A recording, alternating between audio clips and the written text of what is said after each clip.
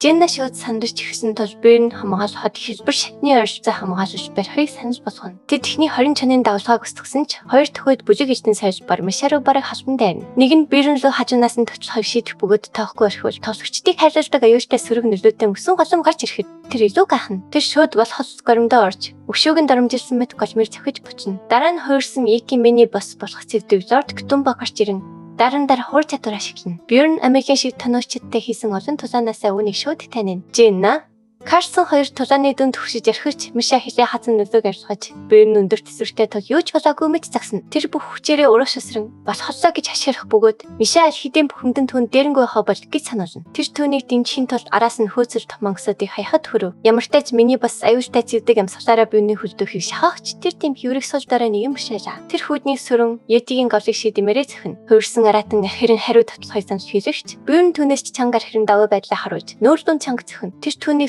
сургуулийн дээрэнгүү хүүхэд шиг тал тийш нь алхацаар байх бөгөөд Yeti түнд хоолны мөнгө өгөөгүй мэт авиршина. Яг тэр үед нэгэн дуу хоолой түнд амьдаар нь үлхийг хүсэл цогцохыг сануулна. Бэрмэн аюултай материал гих хуур чадвараар арбитаа цэнэглэн. Түүнийг сумаа тавихад сум нь арт бараан занж хийсэн ортойгоор зөсөн өөртөн. Энэ нь Ktumba-гийн яринуудыг онох бөгөөд учир нь нүргэлчнүүд байдаг. Бос нөрөн унахад уг ур чадвар ойролцоох дайснуудыг ч бас шатдаг болохыг анзаарсан буй нь үнэхээр гайхна. Залууг маш хүчтэй цөвөр тавталгааны ур чадвараа нууж ясныг хараад түүнийг зөвхөнийг байг устгадаг гэх таамагхийн тасаар болно. Бэрмэний тасрамжтайгаар манай хоёр мангасан исэн давлгааг устгаж хоёр ов төлөвлснөөс иш тунана. Бэрмэн шинжүүдэд их их сонгохыг илбэрээр зөвшөөрөгч Byrne сайтуулж Yeti-гийн охийг авсныхаа дараа тэдэнд цэвдэг чанахыг авчаална гэж хэлнэ. Carson-ыг агшинд уурсан царай гаргасан ч Byrne түүнийг ууртай аван хүн шиг харахад шууд болно. Misha түүнд хүчин чадсан нэмэгдсэн баяр хүрхэхэд тэр үнийг үнэндээ түн зориулсан гэж залруулна. Тэр сандрын нэрхий хуруугаараа оролдож ох хямдхан биш. Тэр үүнийг хэрхэн хариулахыг гинэн царайлан асууна. Byrne түүнийг өөрийг нь ямар амар муу хүн гэж боддсон юм бэ гэж гайхан хэсэг зогсон тасна. Учир нь Yeti-гийн ох бол тоглоом биш байв. Энэ нь хүүдэнд цогцох чадварыг нэмэгдүүлж дээд түвшний үзүүлэлтүүдийг өгдөг.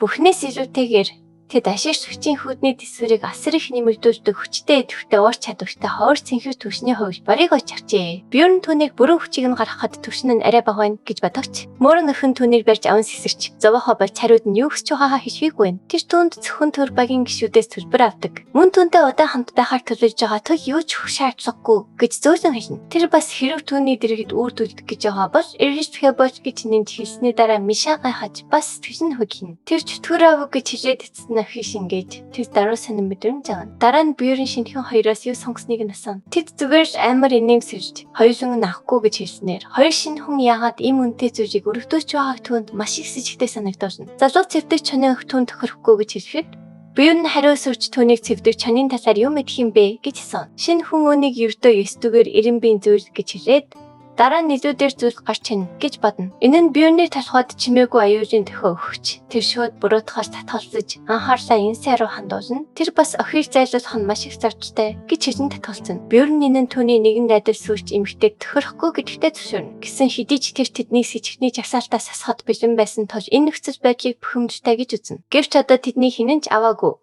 Тул хинэн мафийн гишүүн болохыг шийдэж чадахгүй байв. Янсээ эцэст нь дууссан гэж асуух хооронд тэр бүгд нэг баг мөн үү гэдэг төвтөс эргэлдэж эхэлнэ. Яг тэр үед таас нурж Misha хортон ойртож бөдөл рүү зан хашгирна. Дээдээс сасар том мөсөн чанаа бууж ирэх бөгөөд Byrne нүунийг таран бас гэж шууд танина. Тулаан хавьгүй дараа болох хэвээр байсан ч эцсийн бас цэсвэр алтан тэдний зүг мөсөн дэлбэрж шууд шиднэ. Тэднийг хариу үйлдэл үзүүлж амжихаас өмнө газар цуурч хөвчих бөгөөд Misha сандрын Byrne-ийг дуудахч аль хэдийн оройцсон байв. Бүх бүжиг мөсөөр доош унаж цаар хонгор утгаар бүжиглөө шунгана. Byrne хөлтөө уснаас энэ саатан гарч ирээд тоглоом дэрүүл мэндэ жаахан алдаад дараагийн шат руу шилждэг ач хөгжиж хүчтэй нэгсэн амар бод шинжилждэг хараа. Гэвч энд шидэгдэж дараа нь хөрхрэнээс доош шидэгджээ. Byrne яагаад энэ төвшөнд эрүүл мэнд боорд хийх эцэстнээ ойлгож энэ бүхний дараа биеийнх нь хэсэг бүр өвдөж байна гэж гомдлоно. Misha сандрын түүнийг дуудахад шинжүүд хөлдөө уснаас мөлхөн гарч ирэх хооронд тэр түүнд сайн байгаагаа хийж түүнийг асууна. Аван бүгдийг хийсэн төдөг гал дээрээ дуудах бөгөөд Misha түүнийг хаасаагүй түлээний мод авч явдагт гайхна. Тэр ганцаараа иргэжийн хувьд энэ нь тодорхой зүйл гэж хэлсэн мөрөөс ихсрэх бөгөөд Byrne ч дөвөө төвшөөрнө. Гэсэн ч шинжүүд эвтэрхий чичир бүр шиг салгалж ганц тас болохгүй байна гэж гонгон гинэн. Аман үүнийг ямар нэг тусгай бусдаа хастай гэж бодох бөгөөд Миша энэ шүсмийг санагдуулж байна гэж анзаарна. Бочинжиг залуу хүүтэн байгаа нь ойлгомжтойч би энэ ингэж хөшиж болохгүй гэдгийг хүлээн зөвшөөрнө. Миша өөрөө төсвөртэй тусгүйднийг мэдрхгүй байгаага тайван хийж биернээс хүлдэж байна уу гэж сан. Тэр түнд болондоо гэж хэлэхэд охинтой ханнуудаа ирмэн харна. Тиймээс тэр даржин чичирч байгаа ч үнэндээ өвдөхгүй байгаагаа тайлбарна. Охин түүнийг тэнийг зэрэг хүнгэж дуудаж биеэрээ дулаацсахыг санаж болгоход түүний нүүр зоо шиг улайж ноембертаа жинсэн шүгэж үлээн. Дараа нь тэд энэ бүсийг хангалттай аюулгүй гэж үзээд буудаж болохоор гэж тооцоолно. Гэвч биерэн гүн сэтгэлдээ үнэхээр тайван унтаж чадхаар бусадтай итгэж чадахгүйгээ мэджээ. Ноембер нөгөө хоёр нь ганцаараа зүгээр үү гэж асуухад Миша тэдэнд өөрсдийн төсөө байгаа гэж хариулна. Тэр манай баатар гэхлээд онтхой хэлвч тэр түүнийг зогсоож нэг зүйл хийх хэрэгтэй гин. Тэр багийн хин нэгэн сэжигтэй санагцгаа гэж асуухад Миша тэрхний хоёр эсэ ажилласан бодож нэг зүйл санааг нь зовоож байгааг хэлнэ. Тэр нууцаад эргэж маш хэрэгтэй мэдээж хэлэхэд түүний инээд хүрнэ. Тэр гал руу ширтэж түүний гүлгэр ажиглан тайг мартан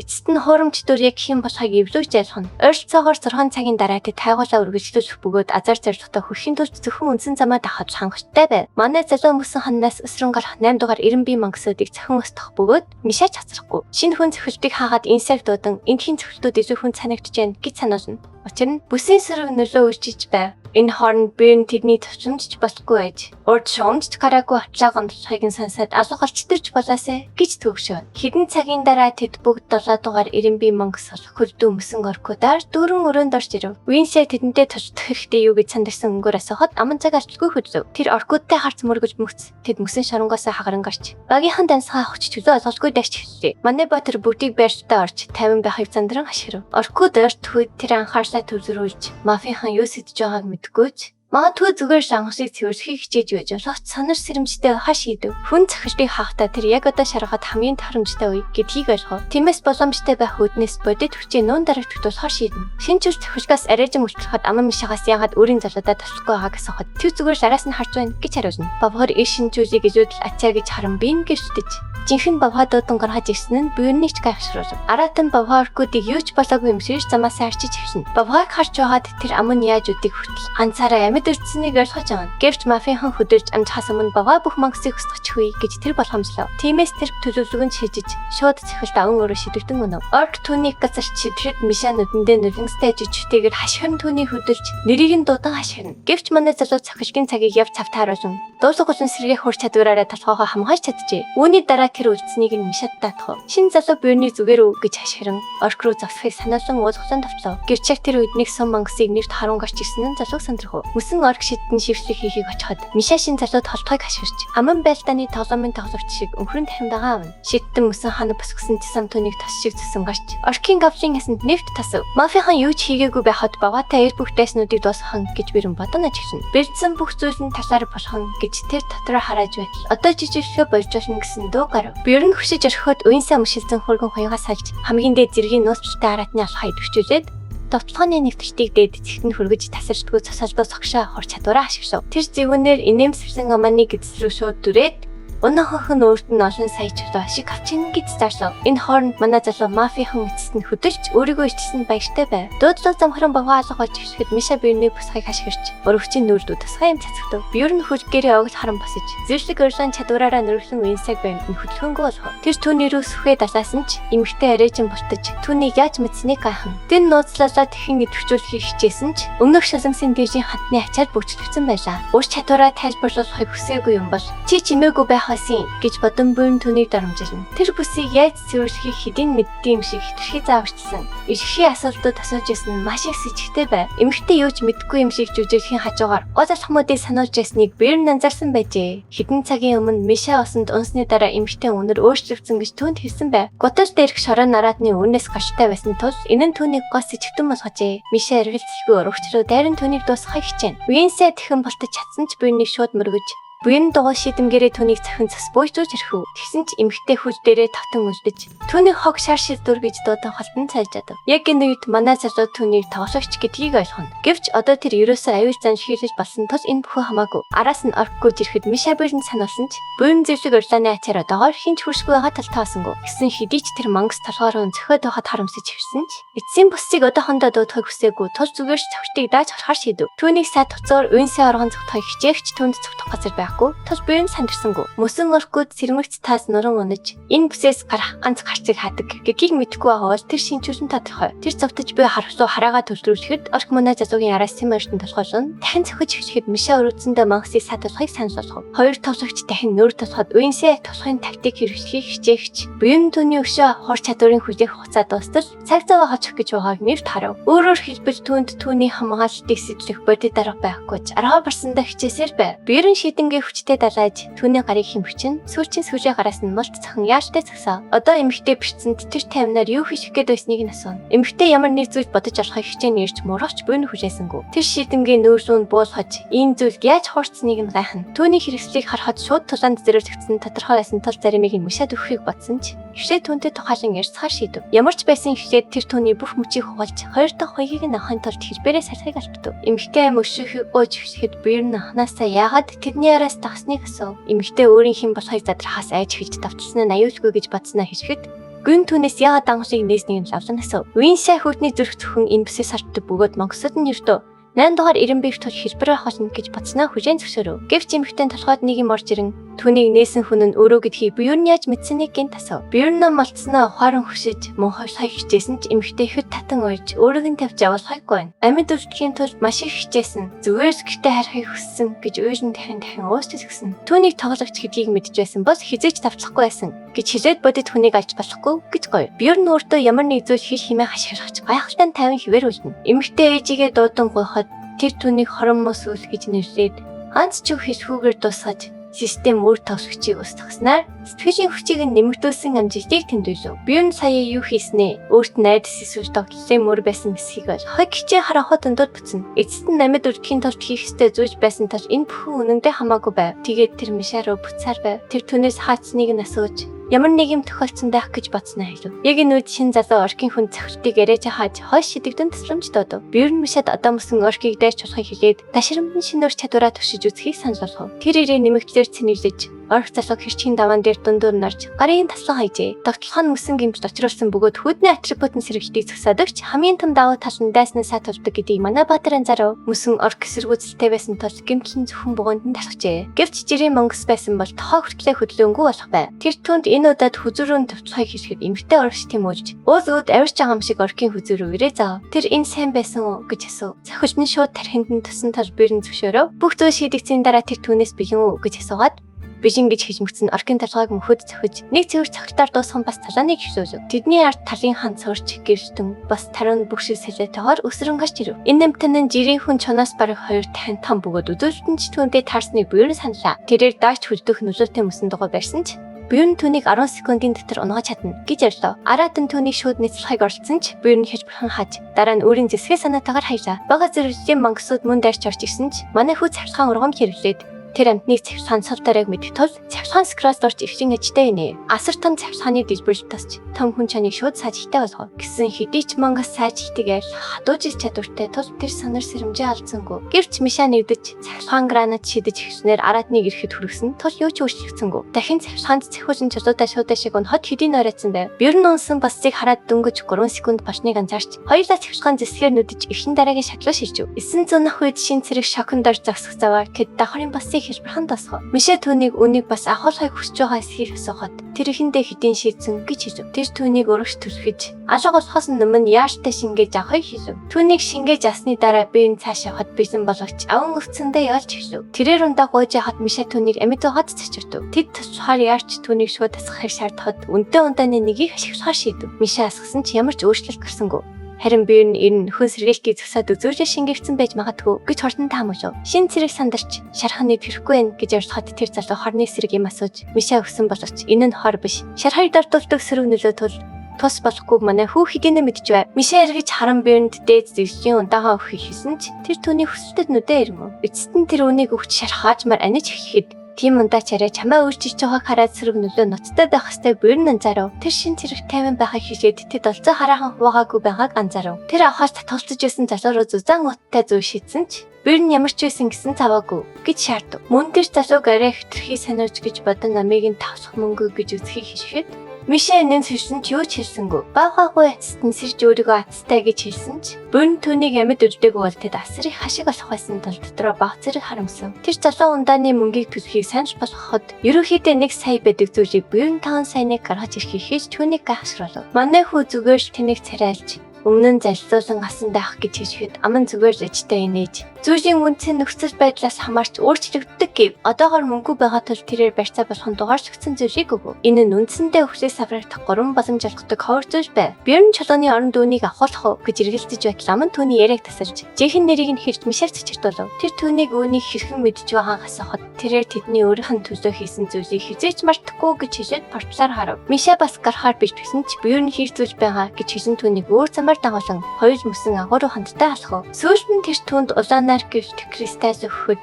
тэр үүнийг мөсөн дотроос олсон уу гэж асуув. Тэр үүнийг өөрт нь хэрэгтэй зүйл бөгөөд тэдний хөдний тасан цогцох үзүүлэлтийг хоёр сонин нэмэртүүлдэг гэж хэлв. Манай хүү хүндрэлүүд ирэхэд Мишель гайхсан ч тэр өмнө нь хангалттай унтаж чадаагүй. Мөн цэвэрсэн ангал шиг аюулгүй зүйл байхгүй гэж хэлв. Бёрн унтж байгаа юм шиг жүжигсэн ч сэрүүн байж бодолторон хэрэг ганцаараа байсан бол зүйлс хэрхэн өрнөх байсныг гайхаж эхлэв. Тэр охин бодит ертөнцид дахин сэрч эргэн ирж магадгүй гэж боддог байсан үе бий. Гэрч үүнийг үс харгалцсан тэрээр савдаг зам гаргаж сүнсний хөвчлээ ахиулахын тулд бага эрийн олцыг авахыг хүссэн хിവэр байв. Одоо тэр Мишель хараагүй байсан бол авныг тэр даруйд нь дуусгах байсан болов гэж бодон үздэв. Яг тэр үед мууран охин түүний дэргэд хөвтөж юу бодож байгааг нь асууснаар түүний бодлоос нь гарав. Тэр зүгээр нэг гараа дэргэж хүйтэн дагаа тул гэрчхий хийхэд охин санжийг баяртайгаар хүлээж аваа. Хүйтэн салхин нүрийг нэлбэх одон орноор дүүрэн тэнгэрийн дар хоёр хоос ичгүүргүйгээр твэжтэн.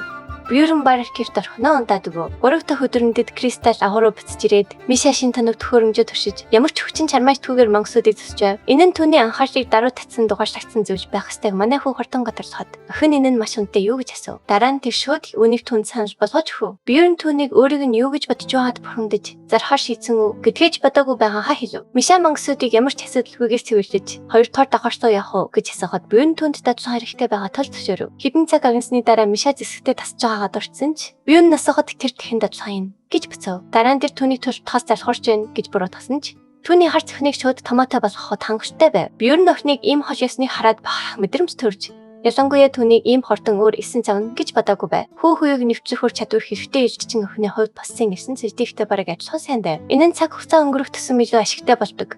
Ур чадварын цөвлөлөг бөгөөд ялангуяа эдийн мөсөн зэвцэл дараас нь давталгаа эсвэл дайчны хяналтыг эсэргүүцэх шаардлагатай болдог. Тэр охинд ур чадвараа нудрах дээр холбож хишгийг хэлв. Эс бөгөөс мангасууд зэсгтэн шууд өгөх байв. Энэ бүх зөвлөгөөг өгсөн ч мангасууд нэг цагтаар унсаар байсан тул тэр 2 дахь давхарт үүнийг зохисоор туршиж үзнэ гэж хэлв. Тэр охиныг амралтан гэж бодсныг анзаарч ямар нэг зүйл хийж хэлсэн ч охин түүнийг тасалж хэлбэр занг гэж байхгүй химээ өмнөр норч хэлв. Охин түүнд иштэй нэг зүйлс үзүүлж ясны дээр гэж хэлэхэд бэн түүнийг хийж хичээсэн зүйлийг нь таасандаа ийм баяртай байгаа болов гэж хайхсан ч тоосгүй өнгөрөөж даган тоолно. Тэд зан дагуу явахад кристаллууд гинт улаанаар гэрчтэй чигсэн мушаа гэршиж ярахсан ч Бьерн энэ нь ердөө давхрын лорд сэрж байгаа хэрэг тул тайван байж цааш явахыг хэлв. Охин мөксийн утгыг ойлгох хүртлээр баяртайгаар толгой төхөд дараа нь сандарч ирсэн ч Бьерн мөрөн дээр нь гараа тарьж тайвширхыг хэлв. Тэр түүний тайвшруулахын тулд нагшин хүүхдээ шиг сэсрэнгээ симэрхэн өнгөрч портал ашиглаж тусахыг тайлбарлав. Анхнаасаа үүнийг хин дуудаж чадсныг охин эцэст нь асуув. Бьерн үүнийг санаатаагаар хийсэн гэж үзэж сүнсний агаар давхрын лордын мэдээллийг зарснаас хойш түүний буулган авахыг хичээж буй клан байгаа гэж бодов. Дөнгөж 2-7 хоногийн бэлтгэхийн дараа ийм хортой хөдөлсөн тэр сэжиглэв. Ямар тайчтэй эцэст нь 2 дугаар давхарт нэвтэрч аялаж бүтэн өдөр өргөжсөн Бьерн баг зэрэг бүхиндэн Ротт Миллер хамтдаа хайг үгүйн. Тэр энэ гиснээс хойш нэрээ дутсныг анзаарч анартай хийсэн өмнөх аяллаа санана. Гэрэмчний дурсанд сэрхэхэд амнаас нь шүсийг амтан төгтөн. Түүний ааш цан орчин орцсон мөнхөд Мишель түүнээс энэ газрыг үнэхээр тийм их үзэн яддсан юм уу гэж асуув. Тэр ч бас энд дургүй гэдгийг хүлээн зөвшөөрөв. Гэвч Бьерн 3 дахь давхарлуу явах зам эндээс хойшоо чивждэг тул энэ газрыг сонгосноо санав. Бас 2 танаа учир өвхийн баатрыг дуудан дайрч хийж Мишагийн ур чадварыг шалгахын сацуу чамгүй туршлагын оноо цуглуулахад айтхан байлаа. Өдөлгүй тэд 2 өвчин чөтгөртэй таарч манай хүн анхаарлыг нь сарниулах хооронд түүнийг дайрахыг тушаав. Тэр 2 хашгиран урагш тавчих бөгөөд Бьерн банлайлан бамбагаараа эхний цавчдыг хааж Мишэ артаас нь мангасуудыг цавчив. Үхлийн тэтгэврүүдийн нэг нь хүйтэн тонгосог ба мөсөн сүйш өртөн бүсхийгээрээ хүлбэж өглөө. Мишэ давталхагаа өргөжлүүлэхэд чөтгөр өгсөн сүнснүүдийг дуудсан тож тэр бөөрөнд боломжтой байхыг сануулсан хашгирв. Гэвч түүний сорон дайрах зомбинууд хүчирэг цохилтыг намсан. Аман шатхад тарчлан хорсаа. Тэр түнлөө гүй очиж зүгээр үү гэж асууснаа. Шархан агшин зөөр идэвхийг анзаарав. Тэр түүнийг мангастах гэж тоглоом хийхэд боор мичин толондоо анхаар гэж хэлэх ба. Түүш нь ахад нь юу гэж бодохоос химэн сэм хахаж байлаа. Удалгүй тэд үхлийн чөтгөрүүдийг ялж Мишэ эцэст нь шинэ хүчээ ашиглаж соров. Үйл явдал улам өрчимжиж эцэгтэй мөч ярдж байна. Дараагийн хэсэгт бүх зүйлс эргэж хийн. Дараагийн хэсгийг бусдаас төрүүлж хамгийн ихэнд үзхийг хүсвэл дэлгэцэн дэх төрийн банкны данслуу 5,000 төгрөгийн хандив хийгээрэй. Тэгвэл дараагийн хэсгийг тань нин дараа гаргаж өгье. Таашаагдсан бол лайк дарж, сувлын мэн заавал бүртгүүлээрэй.